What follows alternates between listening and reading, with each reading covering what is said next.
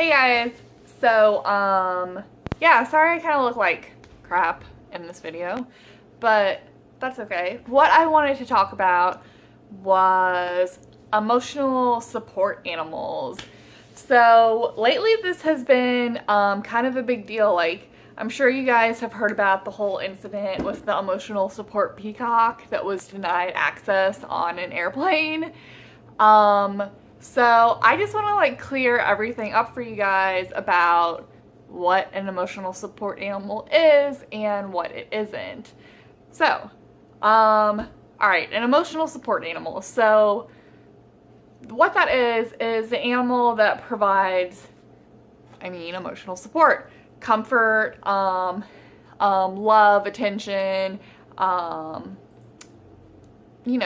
just like comforts you, supports your emotional needs for someone with a mental or psychiatric disorder. So, now that is not to be confused with a service animal. So an emotional support animal does not have any specialized training. They're just regular animals. They're regular animals like pets. They don't have any special like training like a service dog. So for example, like service dogs go through huge amounts of training. Like I don't know the specifics, but I know it's like 1 to 2 years of like training. So service dogs can do things like detect when their handler is having a seizure, or they can alert them if they are hard of hearing, if like the door knocks or the phone rings or a fire alarm goes off, things like that. You can get an, and then of course like a seeing eye dog, everyone knows that one. There's also like dogs that can detect like allergies for you. Like if you're deathly allergic to peanuts, the dog can detect if there is peanut in something that you may be consuming. So yeah, it's amazing like how much like you can train dogs. So a service animal can either be a dog or a miniature horse. So I don't know much about having a miniature horse as a service animal. Seems like most people have dogs, but it can be a miniature horse as well. But yeah, so that's what a service animal is. It's an animal that goes through specialized training to oh, sorry, I didn't touch on this. The psychiatric issues for a service animal, not an emotional support animal, but a service animal that goes through years of training. They can prevent you from self-harm. They can alert you to take your medication. They can like hit like certain pressure points on you when you're having a panic attack to calm you down. Things like that. So yes, you can have a service dog if you have a mental illness, but it's very expensive to train them. Like you're gonna spend thousands of dollars, and it's gonna take a while to get them trained to that point. So it's a huge investment. You really shouldn't. Ivan, would you like to be in the emotional support animal video? Yes, you would. Ivan. Okay, so the thing with like emotional support animals is people are confusing them with service dogs. So, alright, here's the rules. Service dogs are allowed to go basically anywhere with you. A public place. Ivan, what are you doing? Any kind of public place like a restaurant, an airport, a hotel, a business office, a mall, etc. Like, service dogs are allowed everywhere because they alert their handler, if their blood pressure is too low. If they see an oncoming seizure, then that dog is there to save your life. So service dogs, very crucial. Service dogs often, well, they should be wearing a vest that says they are a service dog. And public places aren't allowed to ask proof that that's a service animal. The only thing that they can ask you is, what does your service dog do? So the business owner can ask you that, and then you can say, well, he alerts me if I am having a oncoming seizure. So that's the thing. But what's going on now is going back to, all right, so I've talked about service animals, service dogs. They are allowed to go with you everywhere, right? Because they're protecting your health, basically. So on to emotional support animals. So like I said, they are just like regular animals with no specialized training. They basically get two things. They get access to airplanes to be in the cabin with you, and no additional charge to bring them on the plane. So the ACAA, the Air Carrier Access Act, has information in there about emotional support animals, and please don't chew me. Okay, so emotional support animals, in some airlines, they require you to have an additional form certifying that your animal not certifying, but like stating that your animal is an emotional support animal. So some air carriers will request a separate letter. So if you're flying and you have an emotional support animal, then you should contact the airport first to see what their process is. But I'm kind of getting ahead of myself here because, all right, so how do you get an emotional support animal? So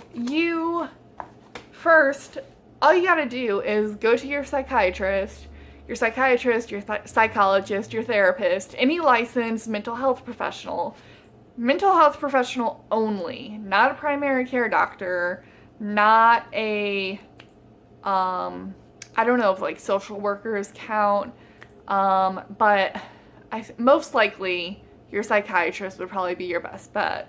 And just ask them if they can write you a letter for an emotional support animal. And basically what they will do is they will just write a letter stating with their medical credentials and identification, and saying that they are treating, like, say they are treating me, I've been treating this patient is diagnosed with schizoaffective disorder, and this animal provides emotional support for the symptoms that my patient deals with on a daily basis. So basically it says something like that, and the letter is good for 1 year, so you have to renew it every year. So it's dated when your psychiatrist signs it, and then it's good for a year. Then you got to renew it. So, okay, I'm sorry you guys, this is like really out of order how I'm saying things, but I said there were two things that a emotional support animal like gets. The access to flying in the airplane cabin, and the second thing is really, really cool. Let me tell you guys this. It is access to housing that does not allow pets. So, in my area, luckily in my city, a lot of apartments do allow animals, but in other cities, I think like California specifically, it's a lot harder to find an apartment that allows animals. So, if you have your letter written by your psychiatrist, then it's under the FHA, the Fair Housing Act. It states that your landlord needs to make reasonable accommodations for you based upon your needs for having that emotional support animal. So what that means is your animal is allowed on the premises premises, and you cannot be charged a deposit. So, oftentimes if you have a pet and you bring it into an apartment that you're renting, they'll charge you an initial deposit, like $250, $300. So that would be waived. You wouldn't have to pay that. And oftentimes places, landlords charge an additional monthly fee for having a pet. So I don't know, anywhere from like $15 to $30 on top of your regular monthly rent. So that would also be waived. So that is really cool because, that really saves you a lot of money. So, I'm not telling you guys to like cheat the system, but all you guys who are struggling with mental illness, I'm sure your animals basically already are your emotional support animals, so they provide you comfort and all. So why not get them actually certified? Or I don't know if certified is the right word, because here is another myth about emotional support animals. There is no registry for them. Like, you do not get them registered. That is a complete scam. There are websites out there that say we will put your emotional support animal in our database and it'll be registered. No, that doesn't exist. There are also a ton of websites. If you Google emotional support animal, then you will see that there are many, many websites that claim to give you, email you and mail you a letter that you would be getting from your psychiatrist that says you have this emotional support animal. But unfortunately, those websites also seem to be pretty sketchy, so I would not go through them. So basically what they do is you do a questionnaire, you go through your initial, it's like a mental health evaluation, and if you pass that, then one of their psychologists will actually call you and they'll talk to you about your symptoms and all that, and they'll say, okay, and all right, give me $200 and I will write you a letter for you to have your emotional support animal. But guys, don't pay $200. Just go to your actual psychiatrist and get a letter for free. Do not pay these people. So yeah, and the thing is, the letter should be written by a mental health professional that is currently treating you and has been treating you. So obviously, if you're doing it online with some random psychologist, then they're not currently treating you.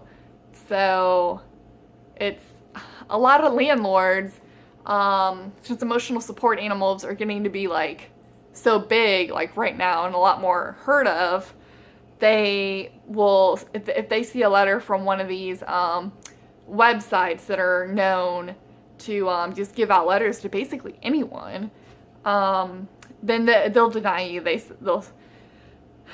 They can say, oh, this letter is fraud, and if you take it to the airport and you try and use it, and it's from one of those fake websites, they can actually blacklist you from the airline and be like, hey, no, you're trying to scam us, you're no longer allowed to fly with us. It's serious, you guys. Do not get your letter online. So please, I have not done it yet personally. I'm going to do it next time we move. If we move far away and we have to fly, obviously I'll need it for the flight and I'll need it for whatever housing we get. But and as far as so I have 2 cats. As far as the number of emotional support animals you can have, I've researched that you can have multiple. So I don't think anywhere in the like in the FHA, the Fair Housing Act, or the ACAA, the Air Carrier Access Act, it states anywhere about there's like a limit of like emotional support animals. It doesn't state anything like that. So I'm pretty certain you can have multiple ones. So if you guys have like a cat and a dog, or two dogs or two cats or whatever, you can have a letter for both of them. But anyways, so that is emotional support animals. Now, okay guys, what is happening now is, so I told you guys that service dogs, as you've probably seen, often wear vests stating that they're a service dog. Well, what people are doing is they are buying vests on eBay or Amazon or wherever that look identical to a service dog vest, except they say emotional support dog. And then they take their dog to public places. That's illegal. So I actually have a customer who does that, and I'm really trying to think of a clever way to like say something, saying like, hey, you're not fooling me. I know that you're breaking the law here, so you're a terrible human being. But yeah, so people are abusing the system. They're getting emotional support animals, they're putting that vest on them, and they are just taking advantage of people's ignorance of not knowing the difference between a service dog and an emotional support dog. So yeah, it's really becoming a problem, and I feel terrible for the people who actually need service dogs for their seizure disorder, or their hearing difficulties, or a psychiatric need, like, etc. Like, those service dogs are saving their lives, and they need to be with them. These people who are abusing the system and putting a vest on their animal, saying it's an emotional support animal and it can travel with them anywhere, they're fucking it up for the people who really do need service animals. Like, these people just want to bring their pet with them everywhere. So it's really fucked up. So I just want to say, bottom line, emotional support animal is not allowed to go everywhere in public with you. Only service animals are. So, to summarize, emotional support animal has access on airlines to fly with you in the cabin for free, and they also have access to housing that does not allow pets or has a pet fee or pet deposit.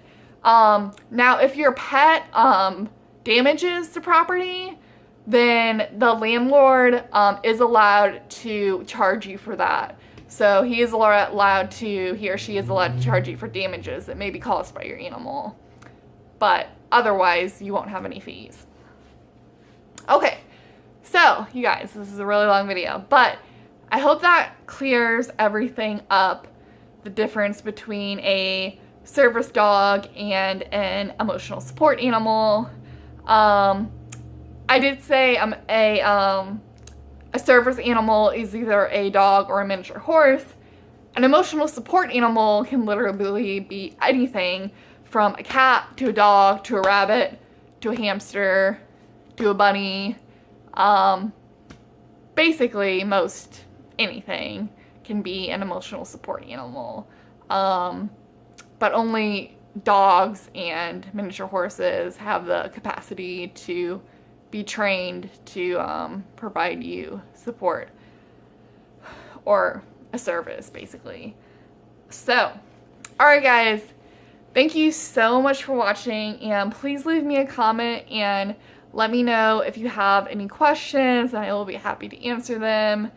And yeah, I hope this cleared everything up for you, and I'm just repeating myself, so I'm going to stop now. And okay, thank you guys so much for watching, and I will see you in my next video. If you haven't seen me before and this is your first time watching my videos, hi, I'm Amelia. I make mental health videos. I have schizoaffective disorder, bipolar type, and anxiety, and yeah, you should subscribe. It'll be fun. Okay, thank you guys so much. again. And I will see you later.